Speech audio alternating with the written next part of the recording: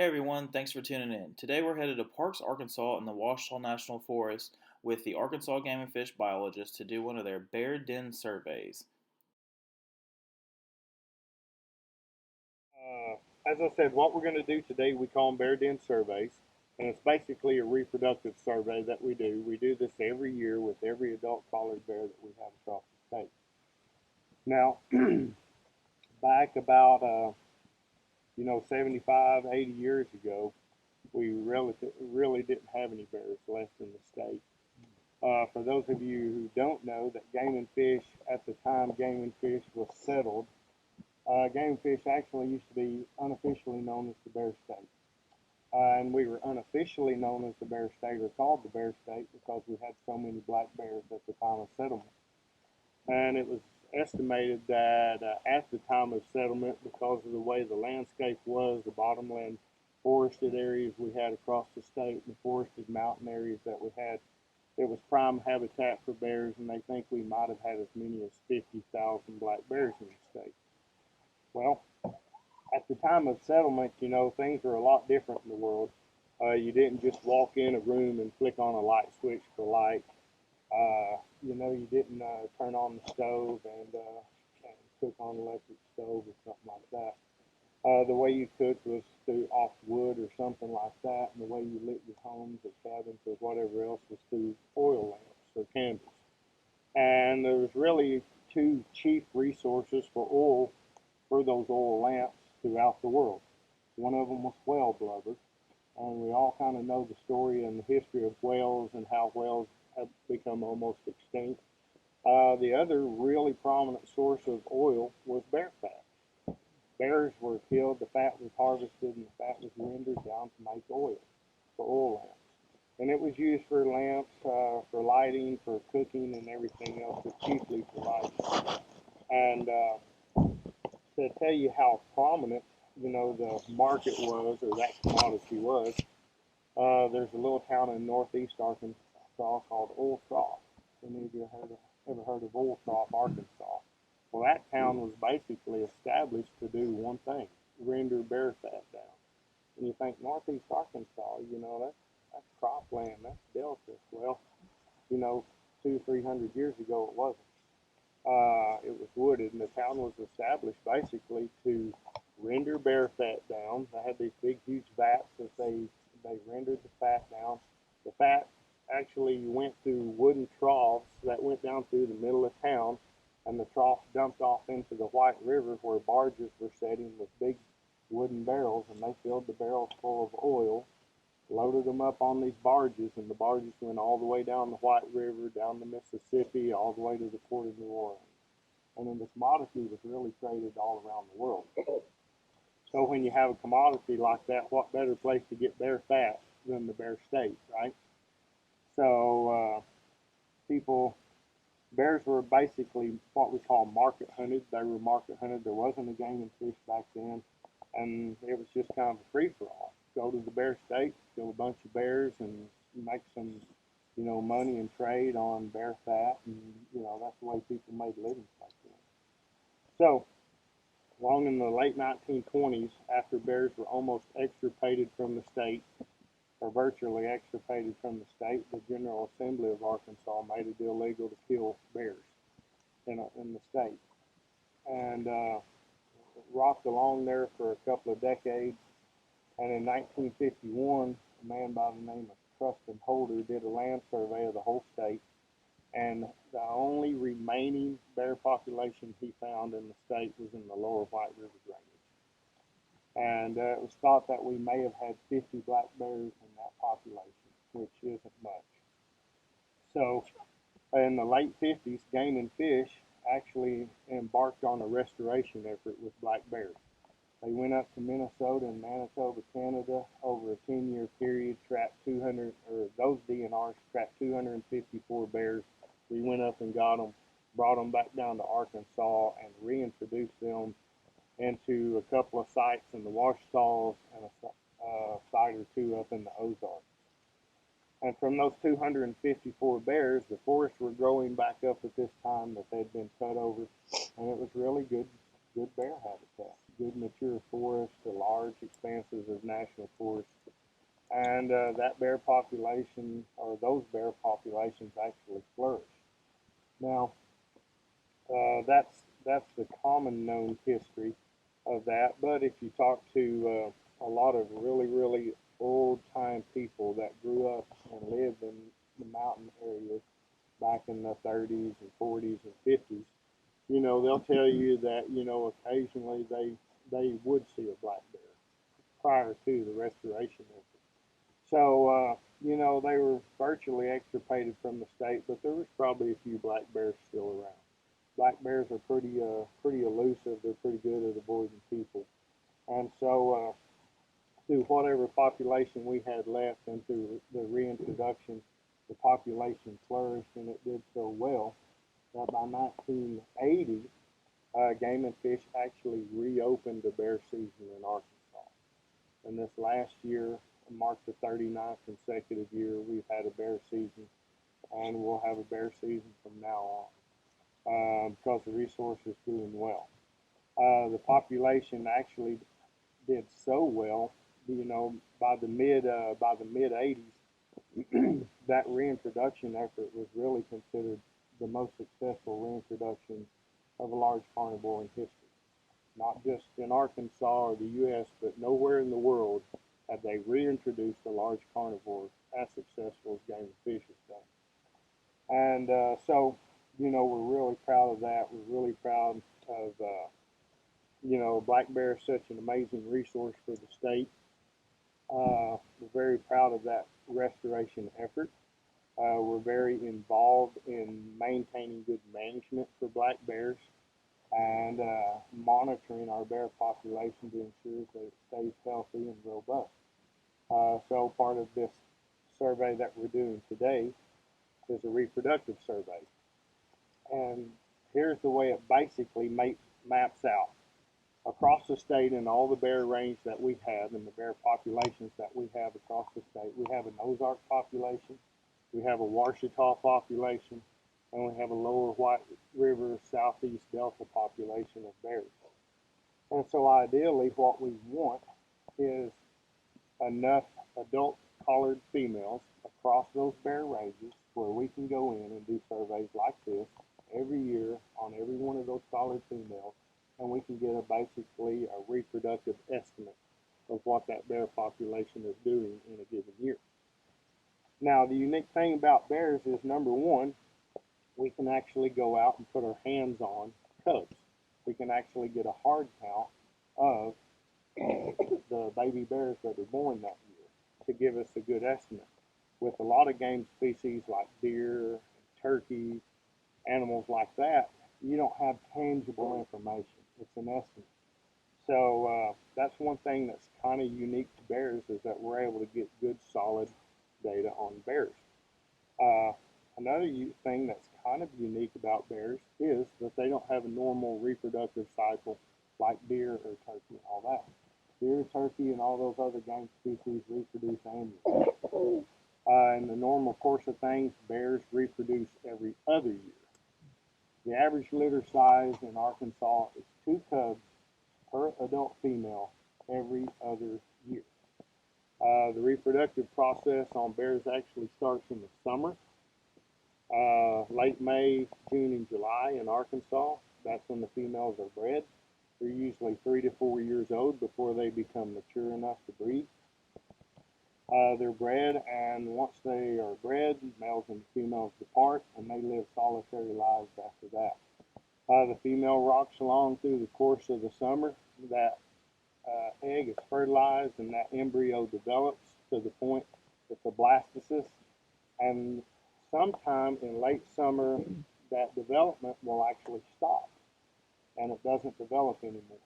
In the meantime, she is going through a euphagic phase, gathering food, all the food she can eat. It's just like she gorges and gorges and gorges and gorges to what? Put on fat for the winter, right? We all know that bears hibernate, even though they don't.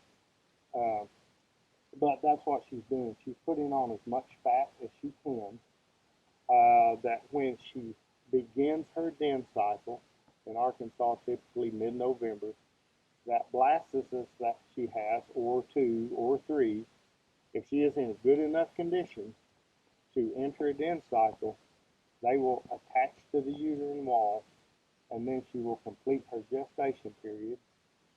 She will give birth, and she will nurse those cubs until probably about mid-April when she emerges from the den. And that's about 4 to 5 months. So after the talk, we started our hike in. We were going to hike to about 100 or 200 yards from the bear's den, and from there we would stage on the side of this side of the mountain, and the biologists and officers were going to go down and get the bear tranquilized and get everything situated so we could come down and take a look.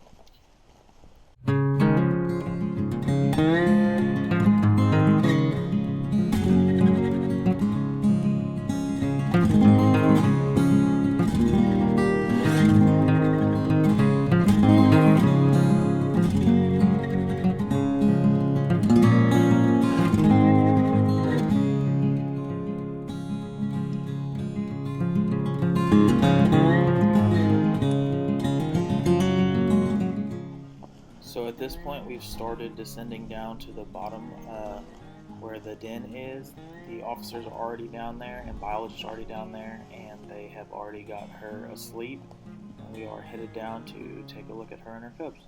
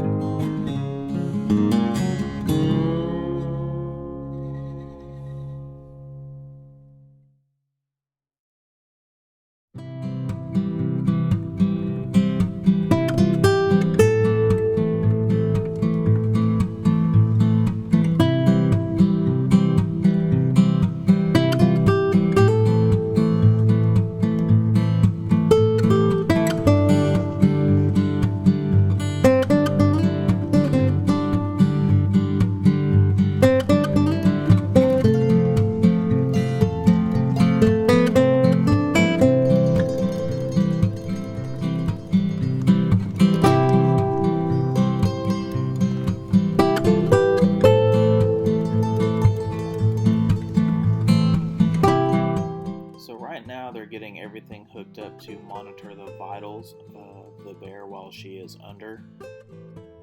They said this was one of the coolest dens that they've got to see. She had burrowed her way underneath a living tree right next to a little creek.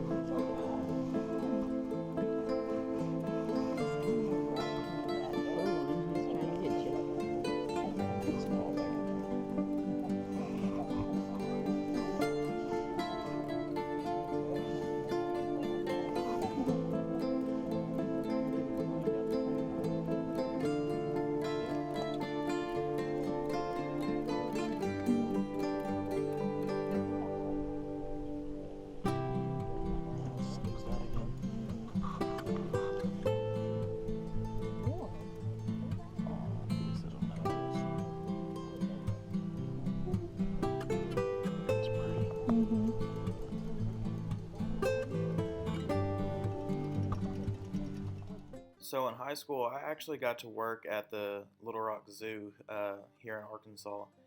And so I always got to go behind the scenes and hold the animals and all this stuff. But this experience was probably one of the coolest things I've ever gotten to do, especially being that these are wild animals. And it was an absolutely great experience, and I'm glad me and my wife were able to go there and go through this.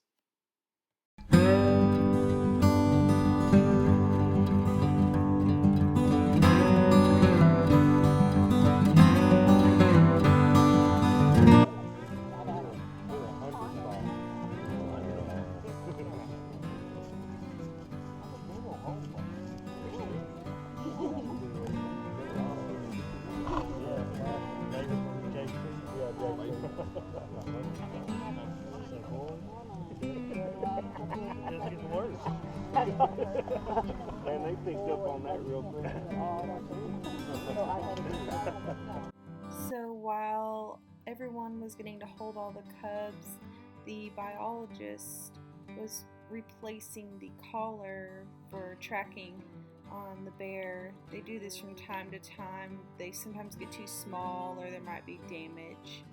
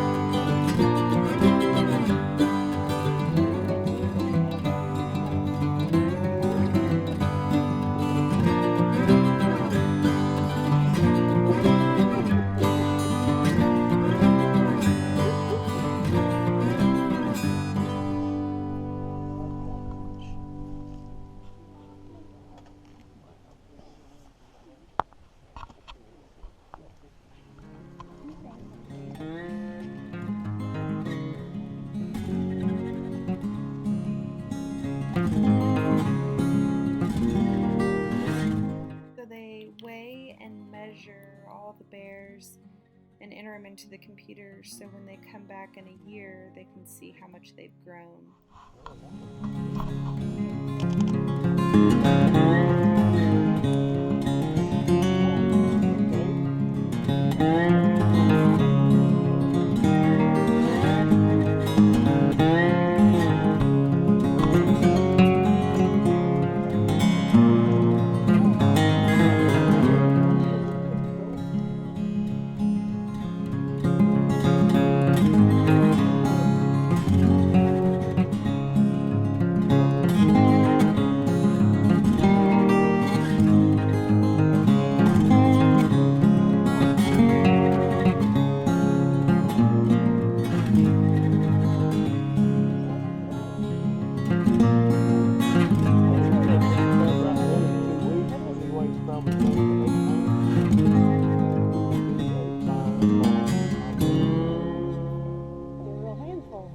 He'd be biting you and huffing at you and everything.